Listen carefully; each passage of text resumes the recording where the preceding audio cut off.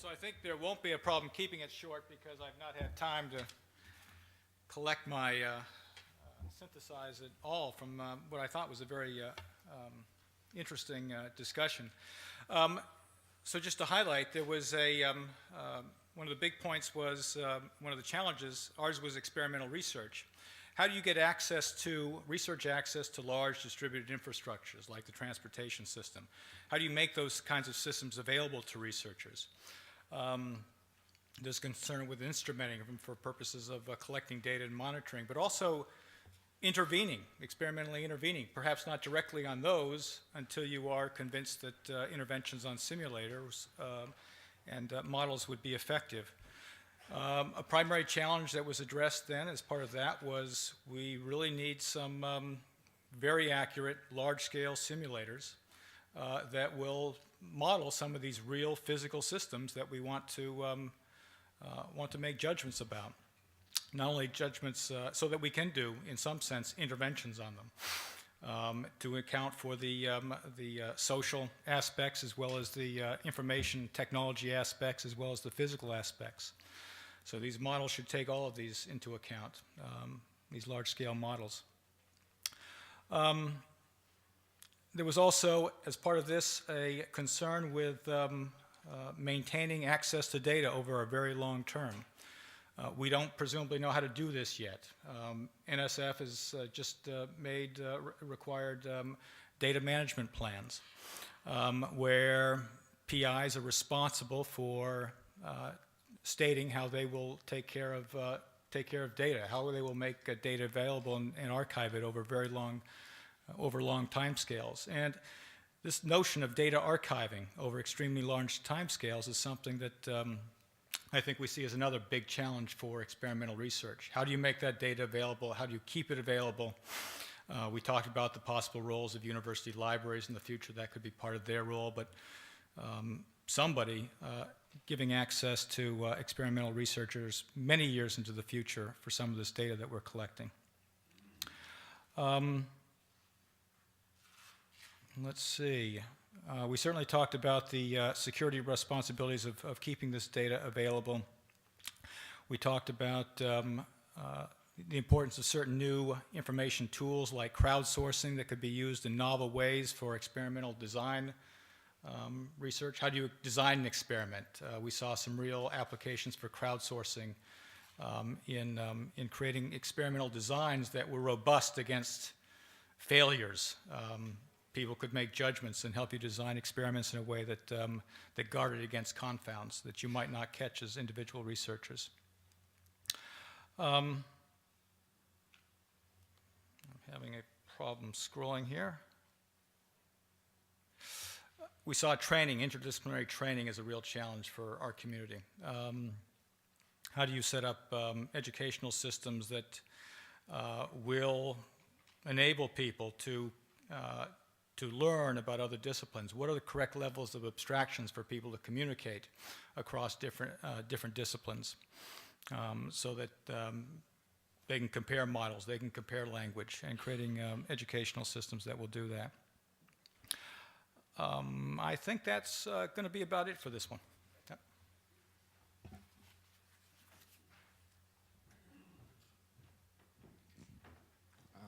I'm charged with number 7 here, which was human-centered computing. Oh, that's fine. So one of the issues is getting people to deal with increasingly complicated systems. And a lot of, if you're going to save energy, there's going to be optimization involved, telling the system or the controller what your preference functions are, what the constraints are, and so forth. This is the kind of thing that's been hard in the past.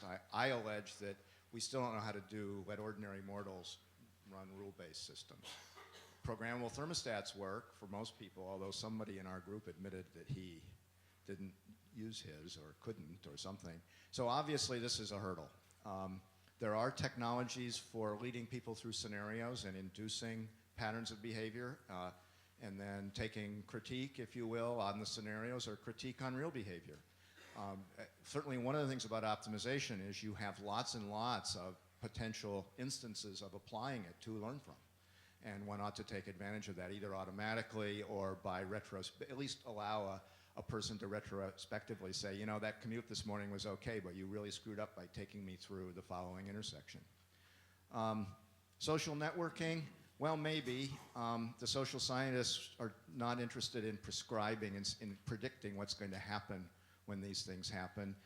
Generally, computer scientists or techies anyway put this stuff out there and evolve them into something that appears to work and maybe make them money. Beyond that, I think no one really knows how to steer it, how to steer social networks as a force for good or to achieve some particular goal. This might be a very interesting area for research, not clear how much IT component there is. If we get to the point, and we likely will, where we haven't mitigated climate change and are forced to adapt, a whole new set of issues arise.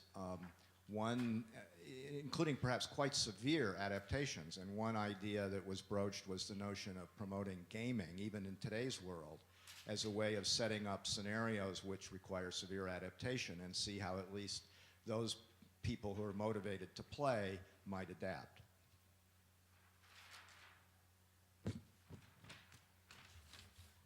So another theme is there's a lot more information flowing. Yes, we're sensing everything about the planet now. There's a lot more people writing sense and nonsense.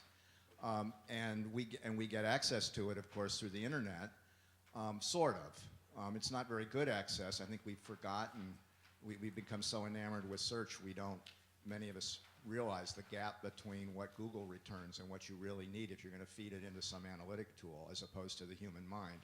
So there's still a big gap there in understanding, really leading to data to understanding. And there's I guess our little group said as climate data becomes more available and people debate more and more, not just about is climate change happening, but what are the details, how do we adapt, what's important, what do we need to do first, what are the policy implications, really trying to getting a far wider population to understand that data is an important objective. And that borders on HCI or HCC kinds of things. Distance collaboration, the never-ending story. My view is we've never gotten this right. There's still opportunities for vast improvement. There will be vastly greater incentives. Do you suppose we can actually do it this time? Certainly not something not to abandon. And finally, a thing called extended human-centered computing, which is a phrase coined by Bill Tomlinson, whom we're hoping to have speak tomorrow, which deals more with thinking of the computer as mediating not an individual, but rather the whole social and essentially international and not just human even arena, but there is computer mediation in the coupling of the entire ecosystem, if you will. An example is, you know, when the fish have to climb the fish ladder that's turned on or off by some computer control, the fish are, like it or not, human, well, users of computing, or they have to operate some control that turns the fish ladder on. Sorry, that's a tortured example. But at any rate, that's sort of the general areas we talked about. So on to number 6. Who's number 6? Is it Dave? You can just use the microphone.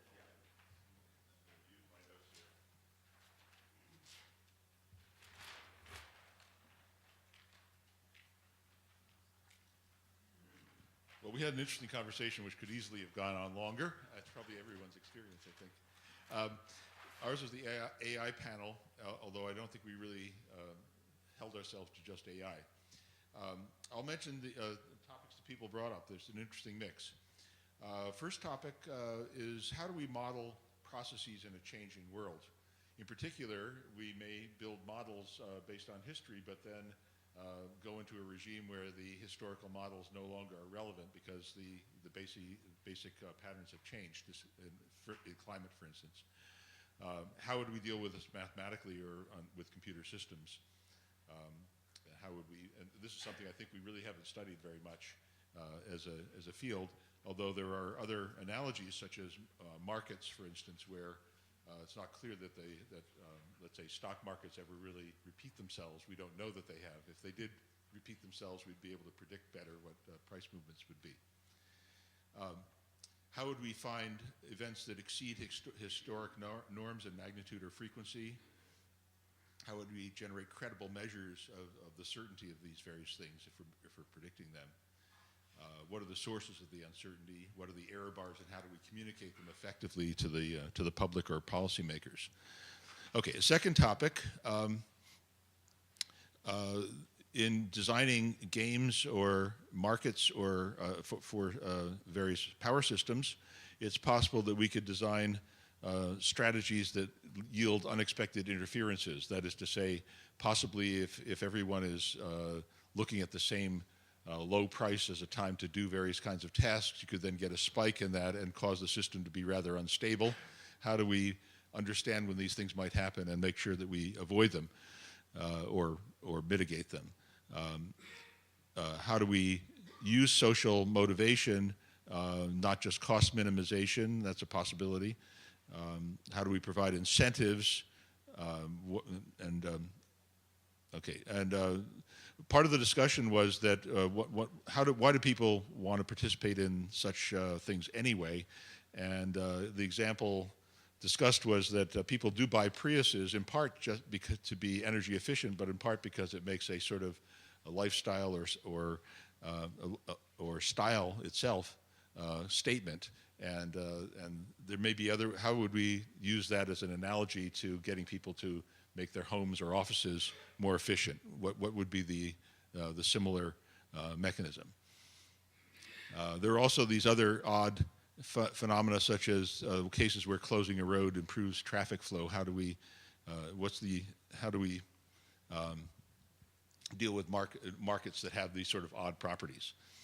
Okay, a third topic is curriculum. How do we design a good curriculum in this area? It was reported that half of all grad students at University of Washington this year specified sustainability as an interest in their graduate studies. We are nowhere prepared to be able to really meet that kind of demand.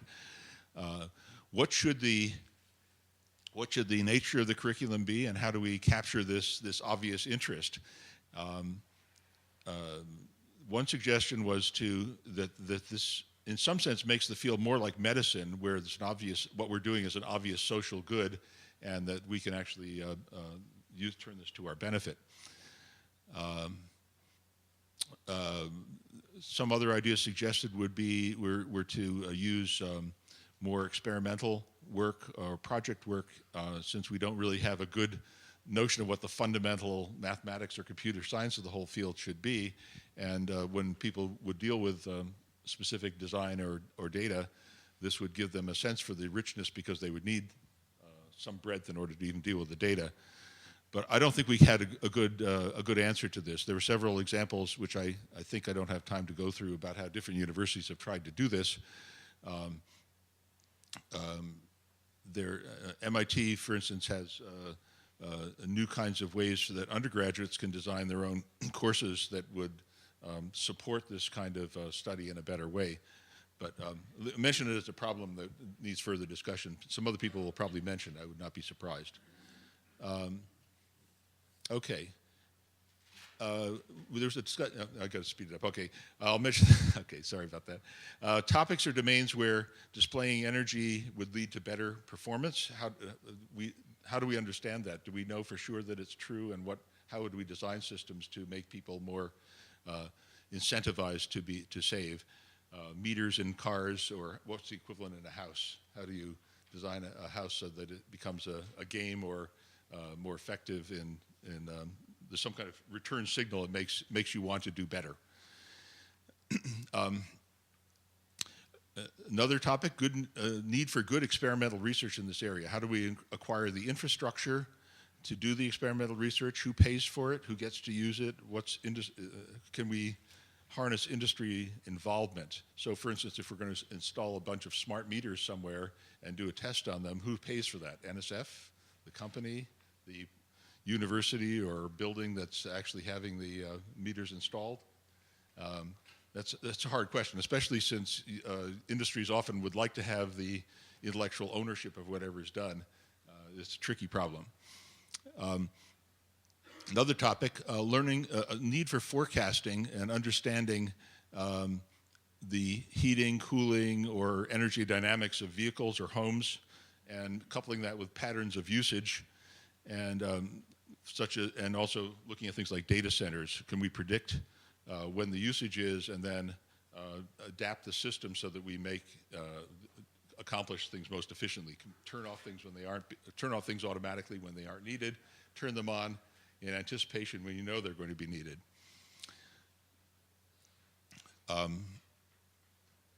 Just a couple more. One, how do we take a number of sensors and guide or coordinate them to get the information, theoretic maximum information? How do we deploy them? How do we decide where they should be? How do we steer them? Which sensor? How do we even buy sensors to begin with in order to do this? This involves things like active learning, cost-benefit analysis, optimal planning. Okay, production side of renewable energy, in particular with wind farms, there are examples where better placement of the turbines could lead to an almost 25% improvement in efficiency by adjusting the positioning of the towers, the height of the towers, the nature of the turbines used, so that you minimize wake interference between them and such things like this. This is a challenging computer science mathematical problem. It's hard to get data, but it's big enough an effect in things that have been looked at that it may make a difference as to whether the whole wind farm is even cost effective at all. Okay, and then I guess the last one is stochastic planning under uncertainty. How do we build a system that's actually able, even if we know that there are uncertain events such as energy price changes, weather changes, especially extreme weather, which may cause damage to say, a power grid, with cascading events possible, learning curves of the prices of various things. How do we take this into account in trying to design and run an efficient system? And that's the end of my comment. Okay. Sorry if I ran over. So next is Randy, privacy, security, and data. And please try to speed things up, guys. You're eating your lunch.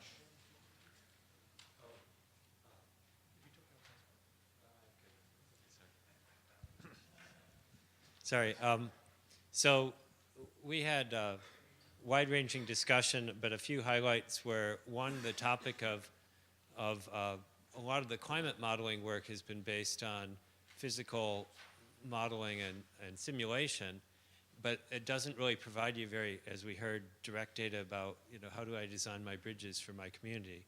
So discussion of a current expeditions project that's starting out to make more use of historical data and then use the collected data to then infer sort of, given long-term trends as predicted by the simulation models, what implication does that have on a more local area? I think that's, again, this interesting trade-off of data collection and analysis versus simulation and modeling, and how those two can work together more effectively. On the area of privacy, and we discussed a lot that a lot of these, say, smart meter, the sort of assumption is that you will provide every last, minute by minute use of your electric energy to the utility company, which most people respond to very negatively. And other ways of creating more aggregated or protected information, essentially the equivalent of firewalls, to be able to localize who has access to what information. And then also the very interesting trade-offs that people willingly will give up privacy in certain ways if they perceive a benefit. So you might have OnStar in your car, which is telling General Motors exactly where you are all the time, but the sense of security and safety you derive from that is a positive effect. Or you give Visa a lot of information, but in return you get a service. So the whole understanding of the trade-offs of privacy and how those could be used in both the electric energy and the transportation domain was an interesting set of topics. But now coming back to sort of how can we turn this into real research, I think there's a lot of interesting questions of, for example, how could we actually get access to the utility company's information, collected data, so that we could come up with, say, better control algorithms that are robust when there's thunderstorms. what kind of partnerships can we create, and is there any real hope there? Because the utility companies don't seem to be our friends overall. At least that's the general sense I get in the room. I'll stop with that. Bill, I think.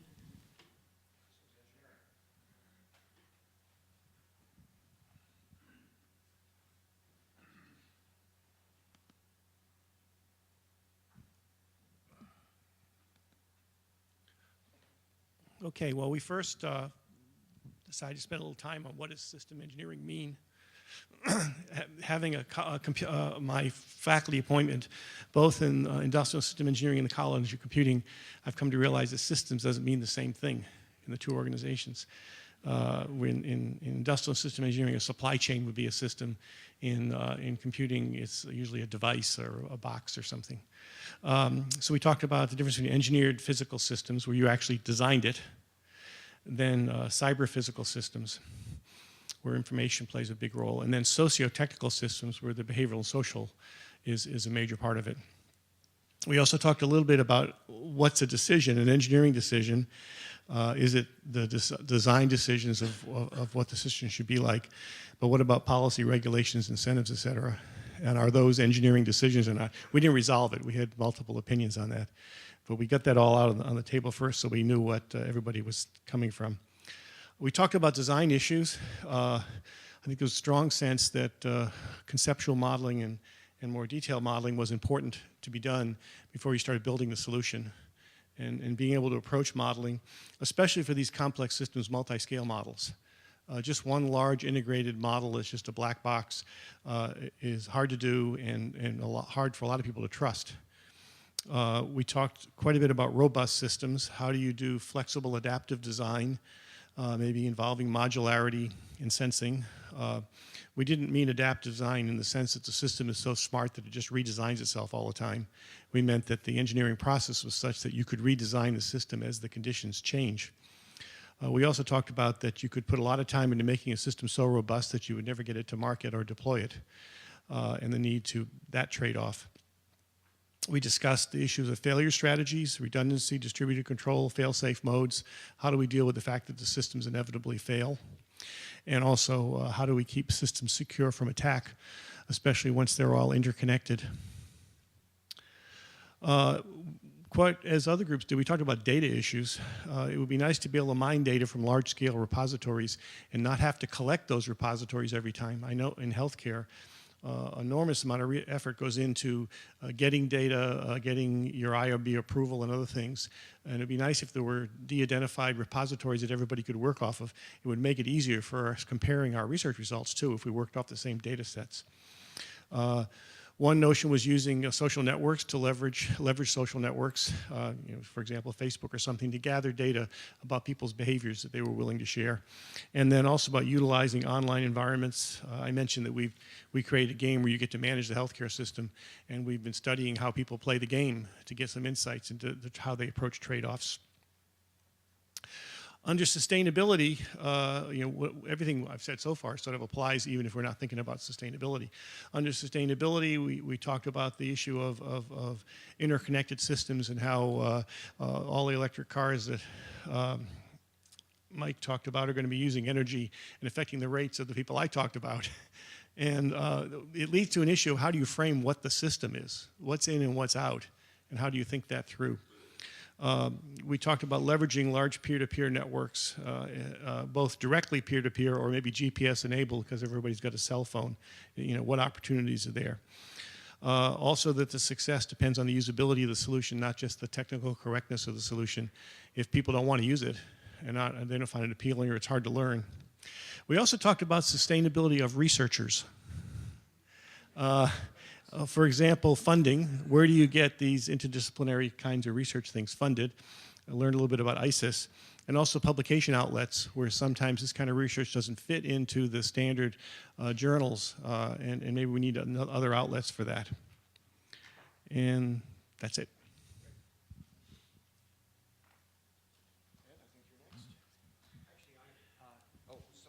I took you at your word, which is Excellent. You're the first one.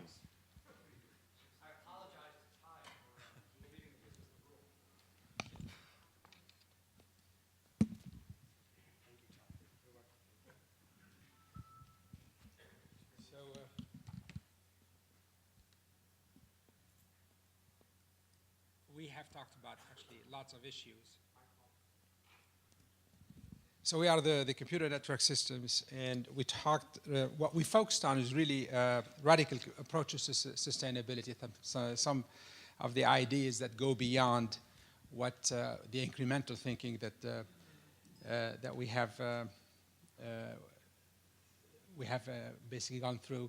So the focus was essentially on the type of research and breakthroughs that need to be achieved in order to achieve sustainability. And the way we drove our conversation is by looking at specific systems. So we talked a lot about the transportation, not only the context of a vehicle-to-vehicle communication, but also within the bigger context of having a control system, traffic control system in there, and then maybe humans involved in decision-making and so on and so forth. And we thought that there's some research that needs to be done to better understand the complexity and the behavior of the system as a multimodal system. And also we talked about new ways of thinking about developing and building reliable, distributed, real-time system control. And the focus was really to achieve stability within that system so that it informs in a much better way the decision-making process that goes into these systems in a way that you react to things in real time and as fast as possible, but more importantly, that you make the right decisions. There is an issue that was raised by one of the speakers this morning, which is kind of a little bit surprising, is he mentioned that actually the telepresence and teleworking actually increased transportation as opposed to be decreasing it. So we thought about that and said, okay, well, where did we go wrong? It's supposed to be actually doing the other, decreasing it, not increasing it. So we talked a little bit about maybe rethinking and how we do telepresence and rethinking how we do teleworking in a way to enable us to contribute more efficiently to sustainability. The other issue that we focused on is the infrastructure monitoring, that sensor network for the environment. When the environment, the way we thought about it is built and natural. We discussed more or less the type of solutions that we have done, and most of the solutions are really kind of localized, that look at the components of the system. And most of the complexity really stems from the fact that most of these decisions involve multi-components of the system, and it's scale issues, energy efficiency, and maybe start thinking about having the sensor play a more active role. For now, it's like data collectors. They collect data, aggregate, and send it to some point in the network to where decisions are going to be made. Is it time to start thinking about a more cognitive, a more active role of the sensor in the decision-making process? And sometimes that helps quite a bit, especially when the real-time factor is there. So some of the time, the spatial and temporal aspect of the problem is such as you have to make a decision immediately, and then dumping a bunch of information on a decision maker, especially if it's a human, doesn't give them enough time to react properly in there. So we talked about building these cognitive sensor networks as opposed to just a data collectors network. The other issue that we talked about was high-performance computing, and Ed pointed out that Justin Rutner from Intel once said, there are 3 issues in HPC, and that's power, power, and power, okay? So, and actually what it was hinting off is sometimes the experts in the field don't have a way, don't know how to articulate clearly and objective and tie it with the power requirement and energy requirement and so on and so forth. And we discussed one of the examples, how to achieve the exascale goal. That's one exaflop for 30 megawatts. How do we do that? And there is no clear path for the expert and for the people who want to achieve this goal and how to go about such an endeavor. So we need new radical approaches on how to correlate the desired system performance with the energy things. Another example that we talked about was low power, okay? And low power, the equation here, some of the stuff that was discussed in there is when you're making devices, you're going to sometimes spend more energy than actually what the device end up saving for you already. So we talked about reusability, and then this lifetime usability of the device you create. Can it live long enough and be relevant enough so at the end it actually pays back? in terms of the energy it took to make that own device. We talked also about fault tolerance and reliability and dependability at all levels, but also at scale. Sometimes the focus is really on small systems and maybe sometimes only on the component of the system, but we don't have theories and we don't have system design principles that will allow us to build the system in a more reliable way. Another point of discussion was the energy complexity system design. And again, I think this opinion or this point was brought up in other presentation now, and which is really to have a system view to understand the energy system behavior as a whole, as opposed to really focusing on a component by component basis. And finally, we talked about smart grid. And I think one of the issues that was brought up is the inability of the consumers and the people who live at home to have ways to manage, like configure and devices at home. And sometimes now they're numbering with maybe dozens, and in the near future they're going to be probably in around thousands of these. And I think it's extremely important to make this aspect of the computing much more affordable and much more usable for the consumers. I mean, we ask them to do this and make this decision and tell the system how to use power and all that stuff, but we give them communication tools and devices that are extremely difficult to manage. So how can we go back and then address that shortcoming? And I think that's, I hope, summarizes what we have said. If I forgot anything, it's my fault already. Okay, thank you. Group 2, modeling and simulation.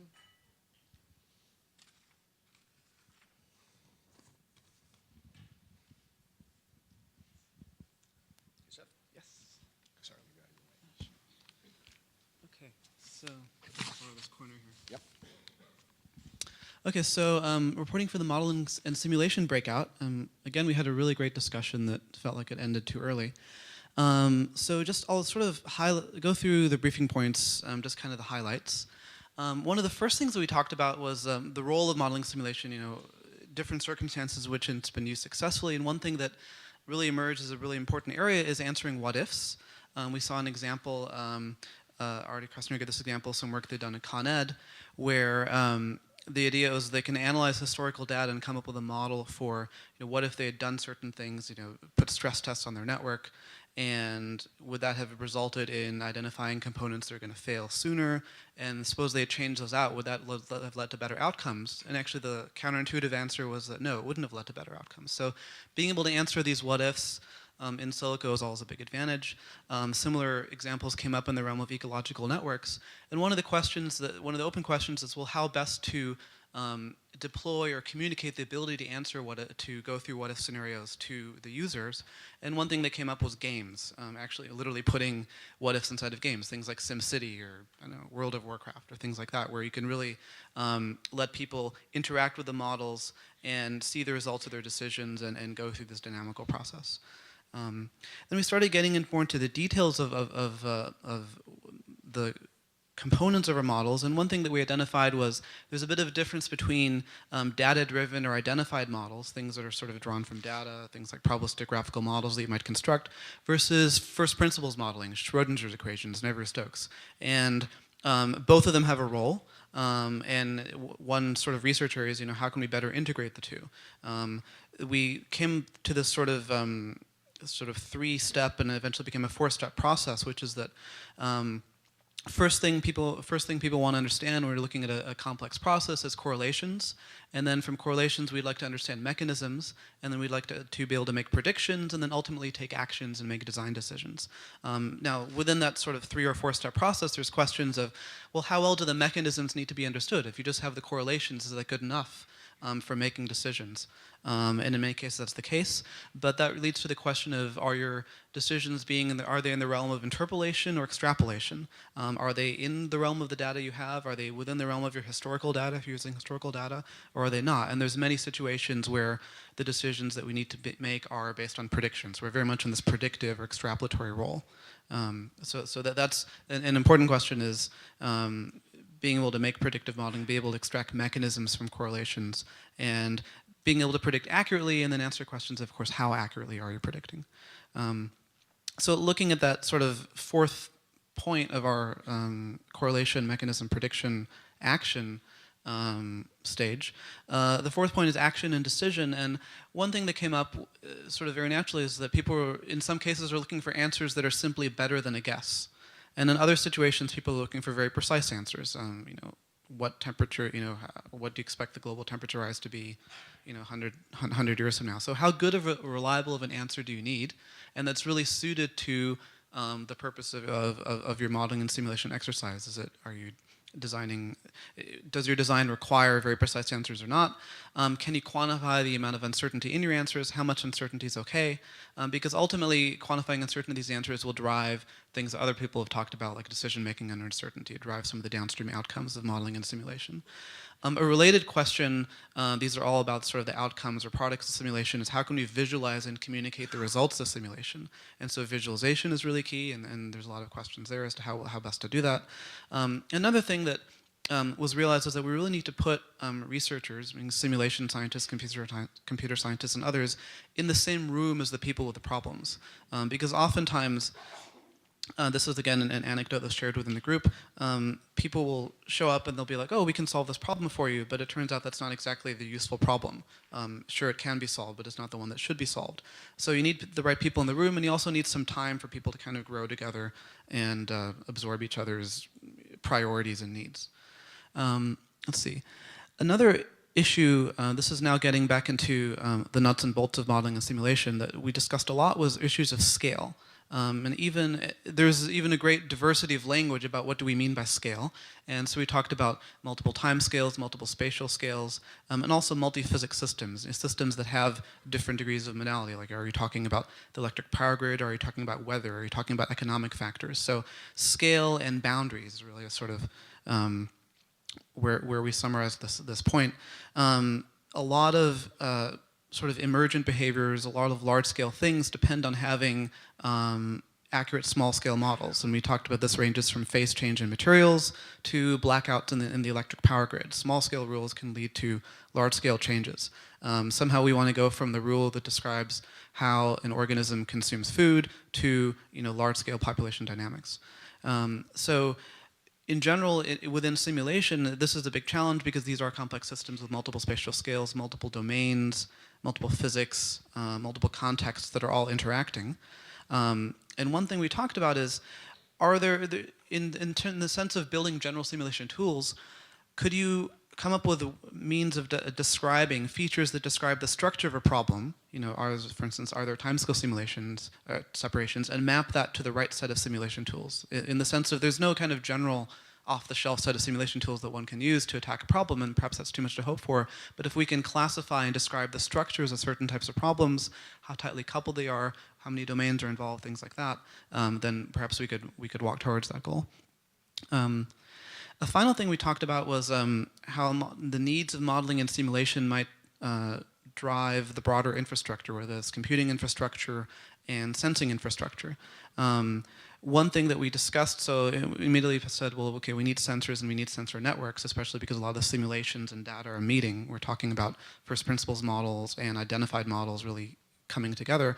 But one thing that was brought up was that the issues of computational sensing are very important. The idea of computational sensing is that we can solve an inverse problem and figure out, well, how much information do you really want from the inversion? How much do you want to extract? What indirect information do you want to extract from your measurements?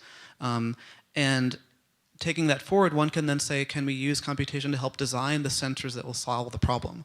So rather than making a bad problem of drowning in data bigger, can we more intelligently figure out what we actually need to measure? And just because we can measure certain things doesn't mean that we should. And can simulation tell us what are the things that actually should be measured? And so that seemed like an important area. And again, finally in the area of infrastructure, our last point was usability.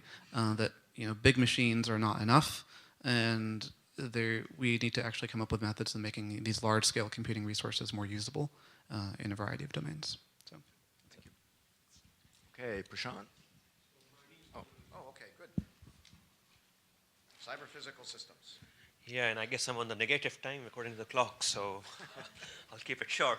Our group talked about cyber-physical systems, and if I were to distill kind of our overall conversation, it basically boiled down to that just looking at the cyber and physical pieces in isolation is not the right thing, and it's really the challenge lies in coming up with sort of a layered view, and sustainability cuts across those layers.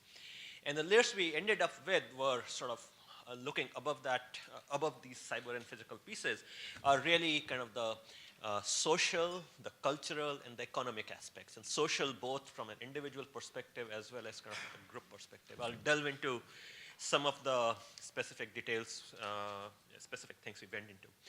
Cutting below this is really the infrastructural issues, things that we take for granted but which do end up impacting the sustainability and sort of overall operation of these systems. Sustainability, privacy, resilience, these were some of the themes that sort of cut across these layers. So let's look at some of these. So one discussion we had was to what extent should these systems be participatory versus automated? And the conclusion sort of we ended up was that really if you look at this sense, learn, predict, act kind of chain that exists, there are various places we can tap into them.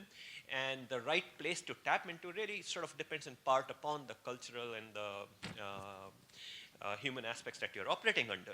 So automated clearly is a long-term goal and certainly makes sense. There was in one of the talks in the morning, we are aging, and certainly in that context, you would like things to be very automated. But on the other hand, there are a lot of low-hanging fruits where we could tap at the level of the data, at the level of, if you may, actionable information, and perhaps the next generation would really be systems which guide you, which recommend things, and then automation is kind of the final end, and how to kind of what's the right point and how it interacts with kind of the social and human aspects is sort of a challenge. Second thing that we tapped into really, we talked a lot about was really that a lot of these systems are silos. They give you a system view. I get to know about energy consumption while I'm in one building versus another building. But really, what matters to an individual is really kind of that longitudinal view across his or her life trajectory. We move through spaces, we move through buildings, and what's missing really is an ability to integrate these. And probably mobile devices as a way of connecting with these silos, or perhaps the cloud sucking data from these silos and distributing to individuals. So sort of this ability to fuse, we felt was one of the challenges that we could undertake. We had a lot of discussion on sort of broadly security, privacy, whenever it comes to these systems. That's always a topic. We did talk about privacy, but a lot of our discussion really ended up focusing on resilience. And in part because oftentimes things like energy and resource consumption really suffer when the system itself fails. And a lot of these systems are sort of designed at black boxes, so by the time the end user ends up detecting their failure, it's way too late. So that, again, the system health-related data also being provided was something we felt would be kind of useful. Then we had some discussion on the infrastructure. This is kind of the layer below the CPS, if you may. And some points which came up, one was the communication infrastructure, and a lot of work in this space kind of ends up gravitating towards wireless, but we also felt that a big opportunity lies in exploiting the power line infrastructure for communication. It's a very complicated environment and sort of hard to operate in, so from a pure technology perspective also it remains a challenge. And the other issue we talked about within the infrastructure was really cost of the sensing infrastructure, and a couple of things really. So from both sort of cost of deployment as well as aesthetic perspective, kind of sensors scattered all over, particularly in a retrofit kind of setting, doesn't quite work out. So things like indirect sensing modalities and ability to self-calibrate, those kind of challenges lie. Final thing that we talked about was really sustainability of CPS systems themselves. And it's really, if we are going to have this infrastructure and which, if like rest of our physical plants, our buildings and all, is going to last for long, clearly we have to move away from this 1 year, 2 year hardware subscription model, which we have gotten addicted to with our cell phones and all. So that design for upgradability and how to make that happen is something. And that kind of led to the final bit, which is really the market incentives currently are misaligned in some senses, which is a lot of focus goes on to operational efficiencies when the system has been produced and is operating, so low power computing, stuff like that. But really, if you look at the overall sort of cradle to grave kind of thing and really targeting the incentives out there and sort of while designing the systems, really taking that factor into account as well. So that was it, and hopefully.